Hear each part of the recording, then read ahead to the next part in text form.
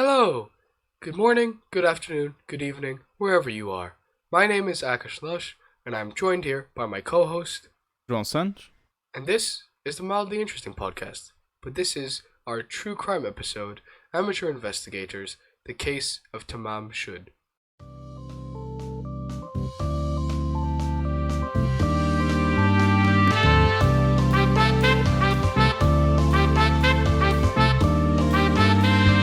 Mildly interesting. No, seriously, just mildly interesting. Hello, Santos. How are you feeling today? I would say I'm feeling better than you currently. Yes, for those of you sharp-eared viewers, listeners of this podcast, you might notice my voice sounds a bit different. I am currently suffering from a cold. But don't worry, I'm still very much alive and well, which is the opposite of what this man is, which is dead. So today, we're talking about the Tamam Shud case, or also known as the mystery of the Somerton man. Now, we have to point out, Tamam Shud isn't this man's name, isn't the victim's name. However, that's the name this case has been given because of certain links to a sort of excerpt from a book that we will talk about later on. But however, this is the still to this day unsolved mystery of an unidentified man who was found in Australia on a beach in 1948. So, we start off on the 1st of December 1948 at roughly 6:30 a.m. The police were contacted after the body of a man was discovered on Somerton Park Beach near Glenelg, I hope I'm saying that right, southwest of Adelaide, South Australia. So, fun and interesting, I don't know, this has nothing to do with the case, but I found this interesting. The man was found lying in the sand across from a place called the Crippled Children's Home. The Australians do have a nice sense of humor. He was lying with his back and head resting against the seawall, with his legs extended and his feet crossed. It was believed the man had died while sleeping, or those were the initial thoughts. A search of his pockets revealed an unused second-class rail ticket from Adelaide to Henley Beach, a bus ticket from Adelaide that may not have been used, a US manufactured narrow aluminum comb, a half-empty pack of juicy fruit chewing gum, an Army Club cigarette packet which contained 7 cigarettes of a different brand, and a quarter-full box of Bryant and May matches. What's important to note was there were no identifying tags or any papers of identification on this man. There was no wallet with a driver's license, there was no passport, there was no sort of name tags written on any of the clothes, on his shoes. The police could not find out a name from what they had found on this man. They interrogated witnesses, but witnesses had said they'd seen an individual on the evening of 30th November, so the night before, not having moved from the spot from 7 p.m. onwards.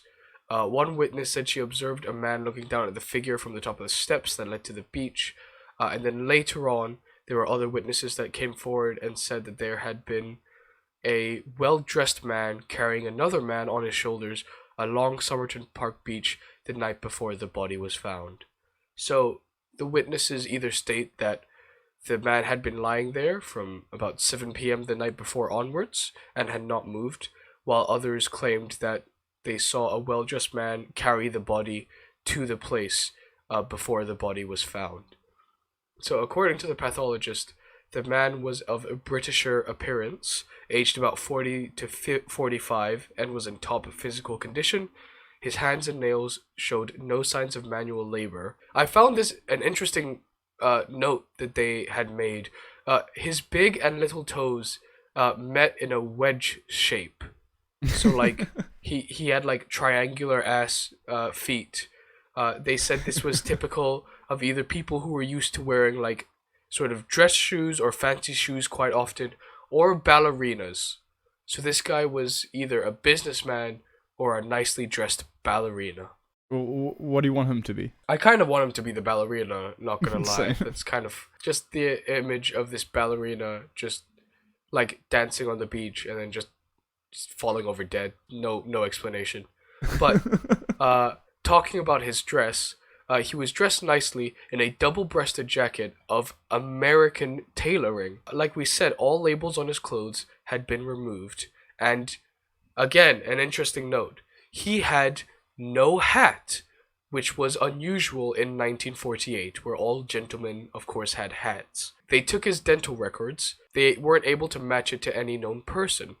The autopsy determined the time of death around 2 a.m. on 1st December, so about 4.5 hours before the police were called. The autopsy also revealed acute gastritis hemorrhage, extensive congestion of the liver and spleen, and congestion of the brain. Basically, the body had choked itself out, it looked like. So this was typically seen in people who were like poisoned, because you don't just bleed your guts out and your spleen and liver and brain don't just congest themselves. Like, you ingested something bad and that happened. However, all the autopsy tests failed to reveal any foreign substances in the body. However, they did find a pasty, which is like meat and vegetables in like a little pastry. It's like in a little semicircle. It's got like wedges on the edge. He had eaten a pasty, but no poison could be found within the pasty,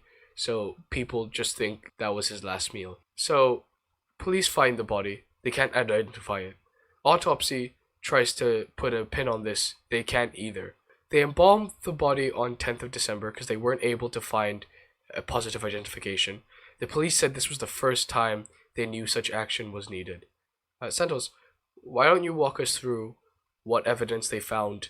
Yeah, so if we fast forward to the 14th of January 1949, and up until now, both the identity and the cause of death, as you said, are very much a mystery to officials. Staff members at the Adelaide railway station discovered a suitcase which had been checked into the station after 11 a.m. on the 30th of November 1948. So that's the day before the body had been found.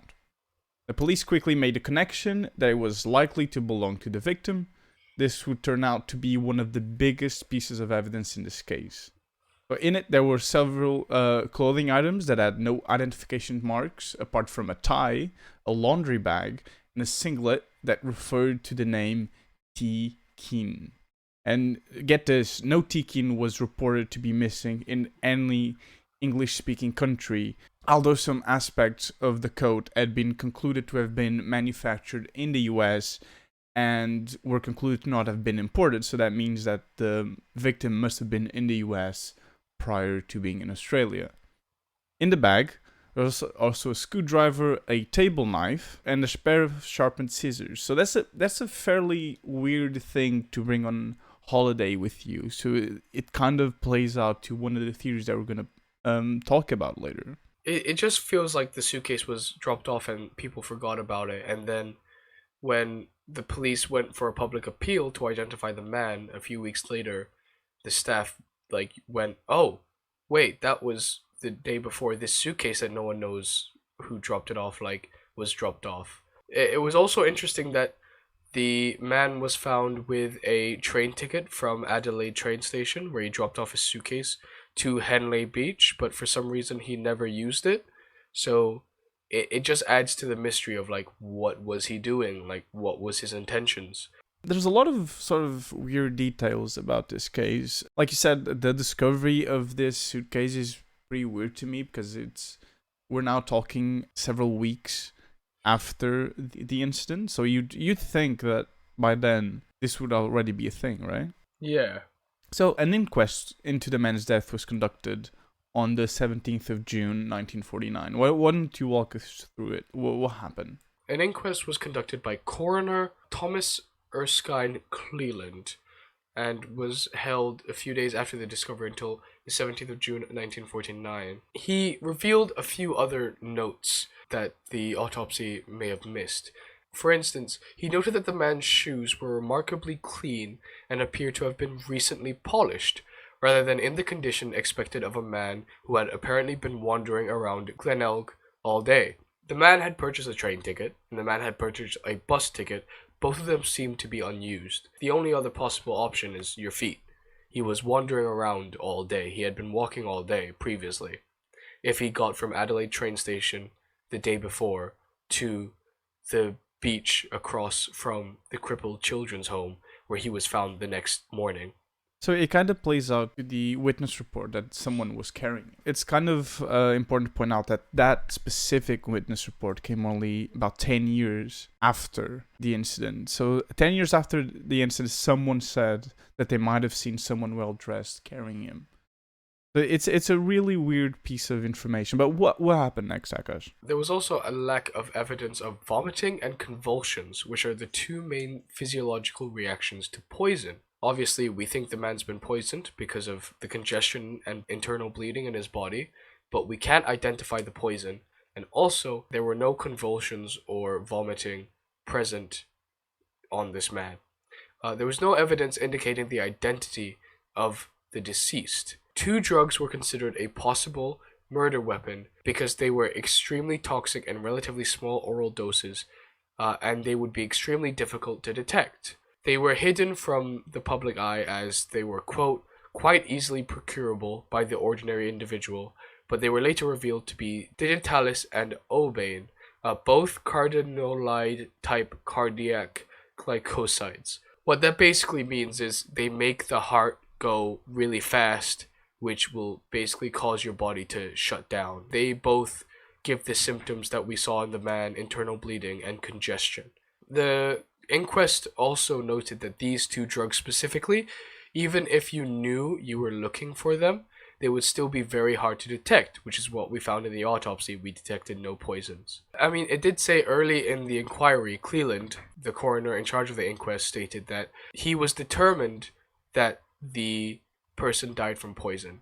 He said, and I quote, "I would be prepared to find that he died from poison, that the poison was probably glucoside, and that it was not accidentally administered."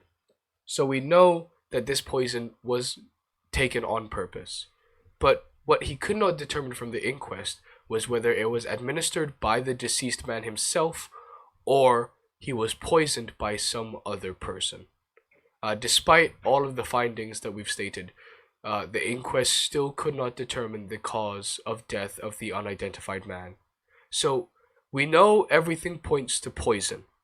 We just can't say what poison it was specifically, or if it was taken by the man himself, or if he was poisoned with it. Now, around the same time as the inquest, a tiny piece of rolled up paper was found in a fob pocket sewn within the dead man's trouser pocket. It had the words where the name of this case comes from, which is Tamam Shud.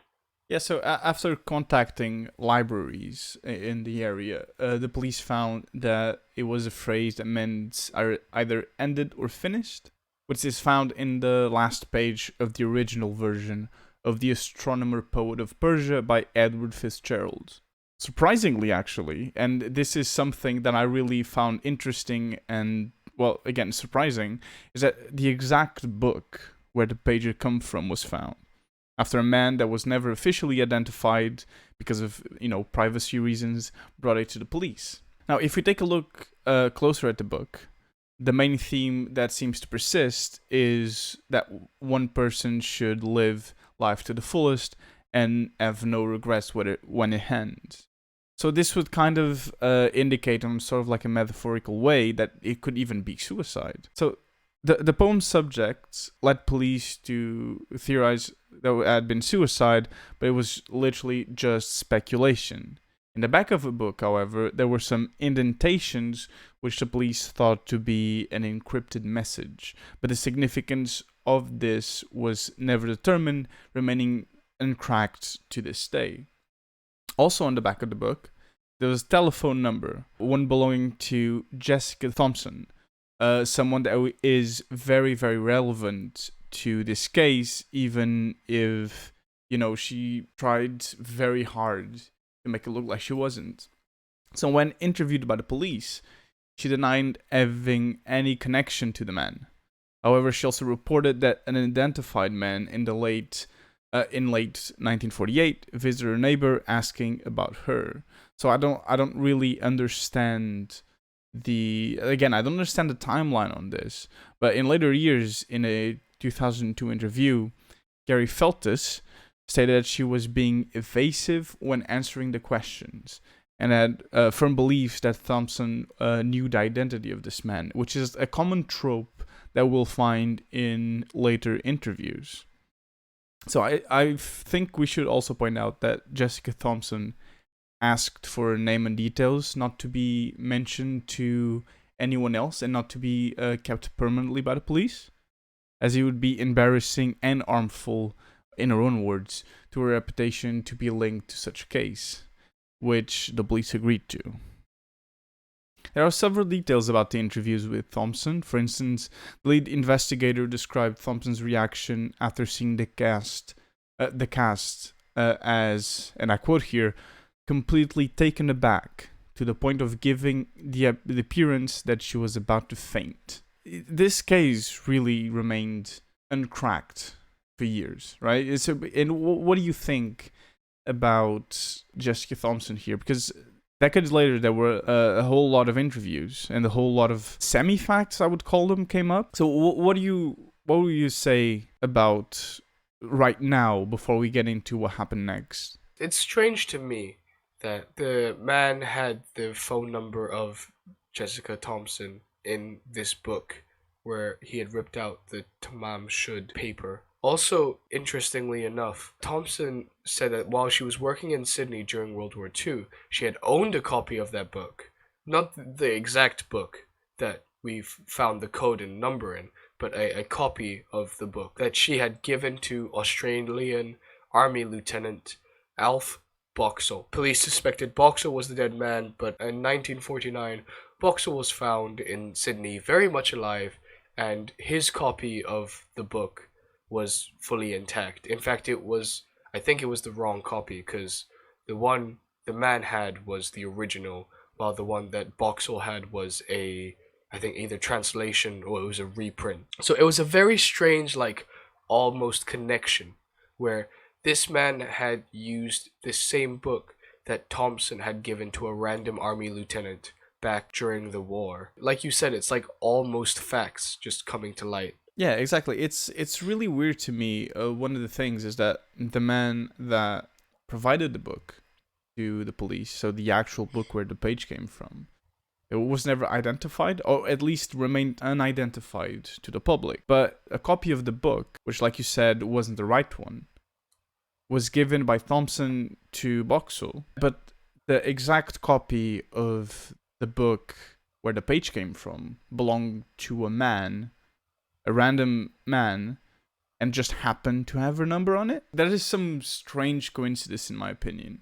So, decades later, in 2009, 2013 to be exact, the case was revisited. Why don't you lead us through what happened in 2009? In March 2009, a University of Adelaide team led by Professor Derek Abbott began an attempt to solve the case. However, they did note that the autopsy reports of 1948 and 1949 were missing, and the Bar Smith's Library's collection of Cleland's notes did not contain anything on the case. So most of the written down notes of this case were just removed for some reason. They never really found out why. But Maciej Henneberg, a professor of anatomy at the University of Adelaide, as part of the Abbott investigation, examined the images of the Somerton man's ears and found that his cymba, that's spelled Cymba, the upper ear hollow, is larger than the cavum, which is the lower ear hollow, a feature that is possessed only by 1 to 2% of the Caucasian population. Abbott consulted with dental experts who concluded that the Somerton man had hypodontia, a rare genetic disorder, of both lateral incisors, a feature present in only 2% of the general population. So already the Abbott team discovered that this man was very unique in sort of a genetic and physical way, something that the autopsies overlooked. It was a unicorn. Yeah, but essentially, he was a unicorn. He possessed very distinct features that only about 1 to 2% of his population had. In June 2010, Abbott obtained a photograph of Jessica Thompson's eldest son, Robin. Jessica Thompson being the nurse that the number was written in the back of the dead man's book. The photograph of her eldest son, Robin, showed that he not only had a larger symbia than a cavum, but also he possessed hypodontia. The chance that this was a coincidence has been estimated as between 1 in 10 million and 1 in 20 million. And I just want to point out really quick before we move on that at the time, Robin was only 16 months old. So if you think about it, Jessica said that there was a man that came in late 1948, if I'm not mistaken, that we just mentioned, that came looking for her. It's a very big coincidence, if you ask me. So this obviously led to theories that Robin is in fact the son of our victim, but nothing was ever confirmed. So what happened in 2013 then? So obviously Abbott believes that an autosomal DNA test could link the Somerton man to a short list of surnames, which would be like the final piece of the puzzle, but he wasn't able to do that. In November 2013, however, relatives of Jessica Thompson gave interviews to Channel 9's 60 Minutes. Kate Thompson, one of Jessica's daughters, said that her mother had told her that she had lied to the police, which is a big revelation that the direct relative of Jessica just straight up admits that her mother was lying. And this is according to her daughter, Kate Thompson. Jessica did know the identity of the Somerton man, and his identity was also, quote, known to a level higher than the police force. She suggested that her mother and the Somerton man may both have been spies because of little quirks about her mother that were never really explained. She noted that Thompson taught English to migrants, was interested in communism, which aren't we all, and could also speak fluent Russian, although she never disclosed to her daughter where she learned that or why. Robin Thompson's widow, Roma Egan, and their daughter, Rachel Egan. So Robin Thompson being Jessica's oldest son and the one who has the identical genetic abnormalities to the Somerton man. His wife and his daughter, so Jessica's, I guess, daughter-in-law and granddaughter. Yeah, no, this is already a complicated family chart, but basically, they suggested that the Somerton man was Robin's father. Abbott and the Egans wanted Robin's body to be exhumed for DNA testing, but up until very recently, Kate opposed to the exhumation as she considered it disrespectful to her brother. So this is playing directly into one of the most, I guess, favorite theories, which is the Somerton man was a spy, which is why he covered up his identity so well, and to this day we still don't know who he really is. But it also implicates, at least Kate Thompson's testimony implicates, that Jessica Thompson knew who the Somerton man was, and also admitted, well, kind of indirectly admitted, that he was some sort of government worker or government spy. It also implicates that Jessica was a spy herself, or at least an accomplice, with all the weird things teaching English to migrants, that's just that's just a nice thing to do. But the fact that Kate felt the need to note her interest in communism and that she could speak fluent Russian, which was never explained to her why or how she learned that, it just paints this really outlandish picture that this goes from a missing person case to an international spy mystery. To me, it sounds like a Google generated person, if you think about it. Oh my god, yes. It's really important to say for this theory in specific, the spies theory, which is really the main theory of this case, there's a lot of things that seem to corroborate this, like you said, and I won't get into this again, but for instance, one thing we haven't mentioned is that his death coincided with the reorganization of the Australian security agencies, which in turn would be followed by a massive crackdown on Russian espionage in Australia. So that could mean that he was just a, Russian spy that met his demise in some very weird circumstances. So another theory that exists, and this is a bit less famous, I would say, is that Boxall, an Australian Army lieutenant that met Jessica Thompson, as we mentioned, had a lot of intelligence work during and after the Second World War, right? This is interesting because both of them deny ever talking about the intelligence gathered. So whether she was a spy or, whether he was a spy that worked with her, none of them admit to have talked about any of the information. Now, why is this even a thing? Is that Boxall was promoted from Lance Corporal to Lieutenant within only 3 months. And this is a very, very rapid case in rank.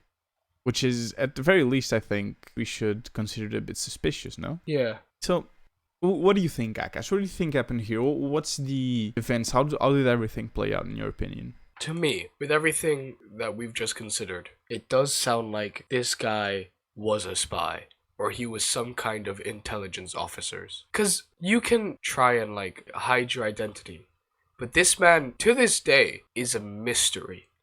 No one has ever been able to positively identify him, what his name is, match his records to anyone. It wasn't just as simple as, ripping the tags off his coat, not writing his names on his clothes. He did not exist as far as records were concerned. He was literally a ghost. And then all the weird little clues, it almost seemed like he was trying to lead someone on a goose chase. Because he bought train and bus tickets but never used them. And then he went to a completely different place. So it just seemed like he was doing his best to cover up his tracks. Wouldn't you say that he got caught before he could take the tickets, though? Ooh, he was Imagine he was on the run and he did buy the tickets, but he was just caught before he could ever go somewhere. Ooh, yes. Which is why he checked in his suitcase and then never went back for it. Exactly. I mean, we all agree that Jessica Thompson definitely knew his identity, right? That's just a given. I think so. He had your phone number, you taught Russian to migrants, and you speak fluent Russian and was interested in communism, whatever that meant. And your son has the exact same rare genetic abnormalities as this man. If that is a coincidence, that is one hell of a coincidence. Do you want to know what my theory is? What's your theory? And I honestly believe that this might be true. So imagine this. We have the unidentified man. He is a spy. We have Jessica Thompson, who is also a spy. Now, they're one big happy family, and they have a kid. This is Robin. Now, I don't know if you know this, but it's a bit of general knowledge for you if you don't. Russia has long, since about this period of time, been interested in creating second and third generation spies. Now, what this means is that if you have, say, two parents in the US who have a kid who then has US citizenship, you will be obviously a US citizen, but with pressure from, in this case, Russia, he would be a spy that would be able to get into the highest ranks of office, right? So Russia has been very interested in this, or at least rumored to be. So my idea is that both spies, so both Jessica and the unidentified man, had a quarry in which the man wanted his kids to be spies as well. His wife didn't. And when she met Boxall, right, who was an Australian Army lieutenant, maybe she changed her mind about who were the good guys. And maybe she enlisted Boxall to help him get rid of the unidentified man, and thus why we have reports of someone carrying the body to the beach. Ooh, I like that theory. So that's that's what I think happened. But what's really nice about this case in particular is that in 2021 there was an exhumation of the body, and the authorities have said that they will put modern day techniques to test and analyze DNA. So who knows? Maybe we'll have a update in the next few years, and maybe we'll actually solve this mystery. The comments that Kate Thompson made about how the Somerton man's identity was known to a level higher than the police, which actually makes sense because for some reason it seems like any hopes of trying to reopen the case or identify this man was previously hampered. Like I said, when Derek Abbott began to solve the case, autopsy reports and Cleland's notes were all removed from the record for some reason. Any further attempts to identify the body have been hampered by the embalming formaldehyde having destroyed much of the man's DNA. Other key evidence no longer exists, such as the brown suitcase, which was destroyed in 1986. In addition, witness statements have disappeared from the police files over the years. If that wasn't enough, Paul Lawson, who made the plaster cast of the body, just straight up refused to answer a question about whether anyone had positively identified the body. So it seems like the police force, or someone within the police force, tried their very best once the investigation was closed to make sure it remained closed.